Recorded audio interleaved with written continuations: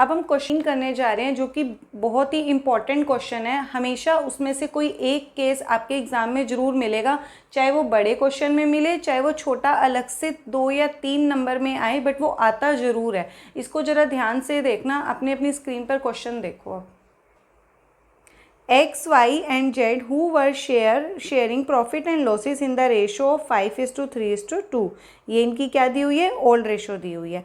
Decided to share future profit in the ratio of 2:3:5, ये आपकी new ratio है X, Y, Z की। हमें क्या करना है, give the journal entry to distribute workman compensation reserve of ₹1,20,000। हमें 1,20,000 का वर्कमैन कंपनसेशन रिजर्व है जिसको डिस्ट्रीब्यूट करना है at the time of change in profit sharing ratio when there is a claim of 80,000 against it। अब देखो, हमें जो इन्फॉर्मेशन दी हुई है वो बोला है कि आपका जो वर्कमैन कंपनसेशन रिजर्व है वो 1,20,000 दिया है, और हमें ये बोला है कि इसकी आपको क्या एंट्री करनी है, डिस्ट्रीब्यूट की।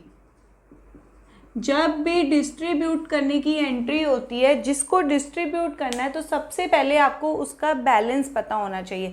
वर्कमैन कंपनसेशन रिजर्व हो, जनरल रिजर्व हो, कोई भी रिजर्व हो, उनका जो बैलेंस होता है, जो रिजर्व होता है ना, रिजर्व, इसका जो बैलेंस होता है वो क्या होता है, क्रेडिट बैलेंस होता है। कौन सा बैलेंस होता है, क्रेडिट। जब भी हम उसको डिस्ट्रीब्यूट करेंगे, क्या करेंगे, डिस्ट्रीब्यूट करेंगे, तो वो जर्नल एंट्री में अपोजिट हो जाता है। क्यों, डिस्ट्रीब्यूट करने पर हमें कोई चीज़ जिसको हमें डिस्ट्रीब्यूट करना है उसको हमें क्या करना है, फिनिश करना है। जब हम किसी चीज़ को फिनिश करते हैं तो वो क्या हो जाती है, अपोजिट हो जाती है। अब एक चीज़ और इम्पॉर्टेंट चीज़ जो इसने बोली है कि आपको workman compensation reserve claim against it, मतलब इसके हमें जो 120 है उसमें से 80,000 का क्लेम अभी क्या करना है, रखना है।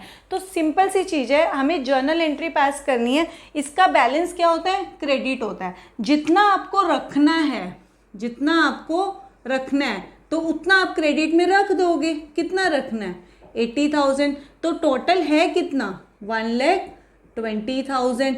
80,000 तो रख देंगे, तो बाकी का जो 40,000 होगा उसको आप क्या कर दोगे, डिस्ट्रीब्यूट कर दोगे। जब भी डिस्ट्रीब्यूट करते हैं all partners in old ratio, हमेशा आपको ये चीज हमेशा माइंड में याद रखनी है। डिस्ट्रीब्यूट किस में होता है, all partners in old ratio. अब रिजर्व है, बैलेंस क्या होता है, क्रेडिट। जब डिस्ट्रीब्यूट होगा तो जर्नल एंट्री में क्या हो जाएगा, अपोजिट हो जाएगा। तो हमारी एंट्री देखो क्या बन जाएगी, workman compensation reserve account debit. कितना डेबिट कर देंगे, पूरे से, क्योंकि पहले हमें उसे पूरे को क्या करना पड़ता है, फिनिश करना पड़ता है। कोई भी केस हो हमें क्या करना है, उसको पूरे को डेबिट करना है। इसमें से हमें रखना कितना है क्लेम, इसका 80,000, जो कि उसी के बैलेंस में रखना है, क्रेडिट में। तो ये क्या हो जाएगा, इतना वर्कमैन कंपनसेशन WCR, मैं शॉर्ट फॉर्म में लिख रही हूँ बट आपको शॉर्ट फॉर्म में नहीं लिखना है। हमें जितना रखना है क्रेडिट में, कितना रखना है, 80,000। अब कितना रह गया, 40,000 अभी भी डेबिट साइड में बचा हुआ है ना, तो वो जो 40,000 है वो किस में बढ़ जाएगा, X, Y, Z। कौन से पार्टनर्स हैं हमारे, X, Y और Z। ये कौन सी रेशो है हमारे पास, ओल्ड रेशो। और ये कौन सी है, न्यू रेशो। मैंने आपको क्या बताया, ऑल पार्टनर्स ओल्ड रेशो। 180 पूरा में कोई भी केस हो आपका, पूरे को हमें डेबिट करना है। जितना आपको रखना है उसको क्रेडिट में रख दो, जो बच जाएगा 40,000 किसको दे देंगे, हम पार्टनर्स को दे देंगे। तो क्या एंट्री हो जाएगी, 2X capital account, 2Y capital account और 2Z कैपिटल अकाउंट। और यहां पर हम नरेशन लिख देंगे, being distribute of WCR in old ratio in all partners.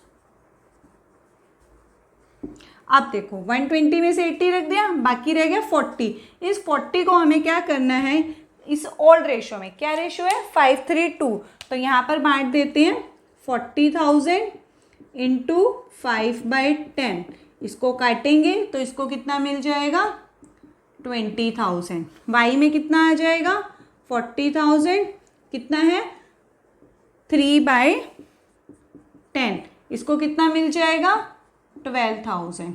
Z को कितना मिलेगा 40,000 इंटू 2/10, इसको कितना मिल जाएगा 8,000।